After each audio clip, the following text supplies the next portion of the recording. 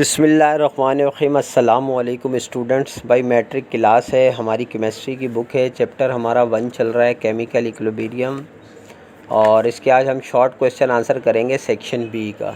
ठीक है, इसमें जो क्वेश्चन नंबर 1 है, define chemical equilibrium with example. तो भाई केमिकल इक्विलिब्रियम क्या है? A reaction is in chemical equilibrium when the rate of forward reaction equals the rate of the reverse reaction. ठीक है, जो फॉरवर्ड रिएक्शन है वो इक्वल होना चाहिए जो रिवर्स रिएक्शन है, क्योंकि ये रिवर्सेबल में ही होता है केमिकल इक्विलिब्रियम। ठीक हो गया। ये छोटी सी डेफिनेशन है ताकि आपको याद करने में आसानी रहे। अच्छा जी, अब इसकी एग्जांपल को ऐसे समझते हैं। Let us make an example of manufacturing of ammonia when 1 mole of nitrogen gas reacts with 3 moles of hydrogen it produces 2 moles of ammonia gas. This is known as forward reaction. ठीक है, N2 + 3H2 reactant है और product क्या बना? 2NH3। On contrast 2 moles of ammonia gas may also be converted into 1 mole of nitrogen and 3 moles of hydrogen. This is known as a reverse reaction. अब इसी को arrow से हमने क्या किया, प्रोडक्ट से दोबारा रिएक्टेंट की तरफ जा रहा है, तो ये हमारा रिवर्स रिएक्शन हो गया। अब इन दोनों को जो लिखने का तरीका है, when both of these reaction are written together as a reversible reaction they are represented as N2 + 3H2। और आपको पता है ये हाफ हाफ एरो आते हैं, ये मेरे पास नहीं बन रहा था इसमें, तो मैंने आपको समझाने के लिए बस बना दिया है 2NH3। तो ये रिवर्सेबल रिएक्शन जो है यही मतलब जो है केमिकल इक्विलिब्रियम है, क्योंकि इर्रिवर्सिबल रिएक्शन जो है वो 1 साइडेड ही होता है, वो 2 साइडेड नहीं होता। क्वेश्चन नंबर 2 है, why chemical equilibrium is a dynamic. ये जो केमिकल इक्विलिब्रियम है डायनामिक क्यों होता है? तो chemical equilibrium is a dynamic, this is because reactions do not stop when they come to equilibrium state. The individual molecule keeps on reacting continuously, but there is no change in actual amount of reactant and products. This means concentration of reactants and products become constant at equilibrium stage.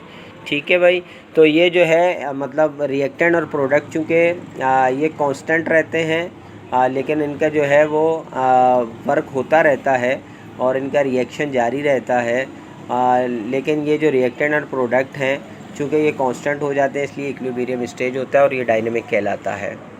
Question number 3 है, when writing an equation how is a reversible reaction distinguish from irreversible reaction. देखिए भाई, irreversible reaction तो इस chapter में समझे है ही नहीं, बहुत थोड़ा सा है, और वो मैंने समझा भी दिया कि इर्रिवर्सिबल रिएक्शन 1 साइडेड होता है। ठीक है, वो 2 साइडेड नहीं होता, उसमें रिवर्स नहीं होता, फॉरवर्ड ही है।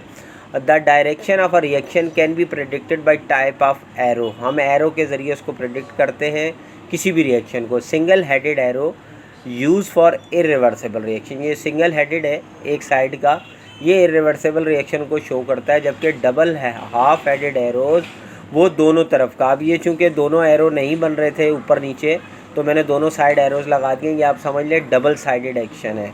और use for reversible reaction that never goes to completion. ठीक है, ये कंप्लीट नहीं होता भाई, चलता ही रहता है।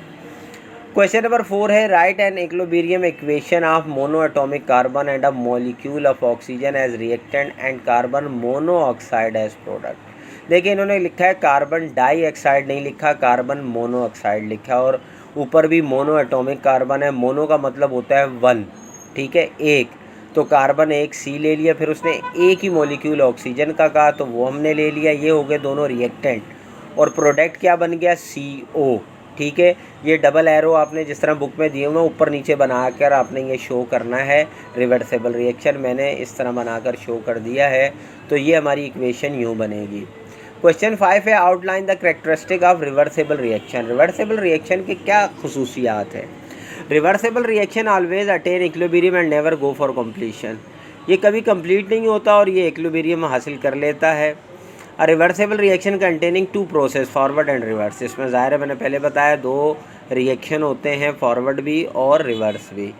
अ reversible reaction can move in either direction depends upon condition. अब जो भी कंडीशन होगी ये किसी तरफ भी रिएक्शन कर सकता है, ठीक है, फॉरवर्ड का भी रिवर्स का भी।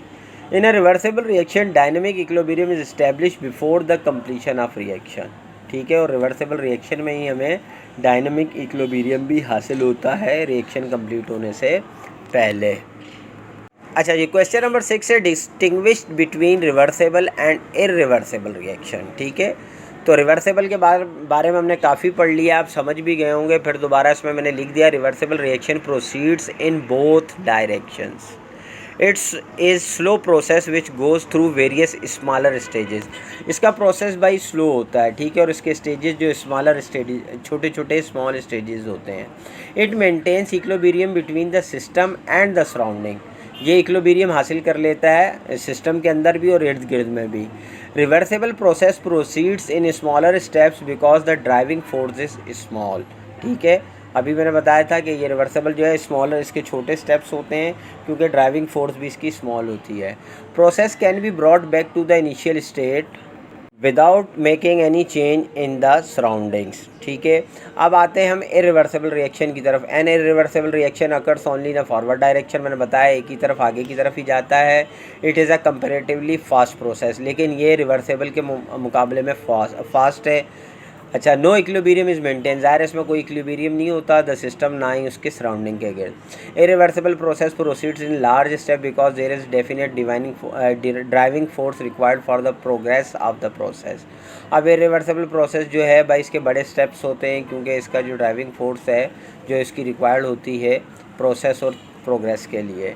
N irreversible process can not be brought back to its initial state without making a change in the surrounding.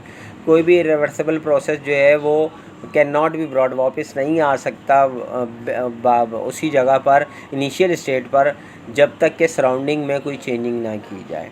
तो ये इसका जो है डिस्टिंग्विश भी लिख दिया है। अच्छा, रिमेनिंग इसके शॉर्ट के 3-4 क्वेश्चन रह गए हैं, वो भी, और इंशाल्लाह सेक्शन सी भी नेक्स्ट वीडियो में मैं उसको कंप्लीट करने की पूरी कोशिश करूँगा ताकि जल्दी से चैप्टर कंप्लीट हो और हम नेक्स्ट चैप्टर पर जाएं। अगर कोई भी चीज़ आपको समझ में ना आई है तो भाई कमेंट्स में ज़रूर रब्ता कीजिएगा। इंशाल्लाह नेक्स्ट वीडियो में मिलते हैं, जब तक के लिए इजाज़त दीजिए। अल्लाह हाफ़िज़।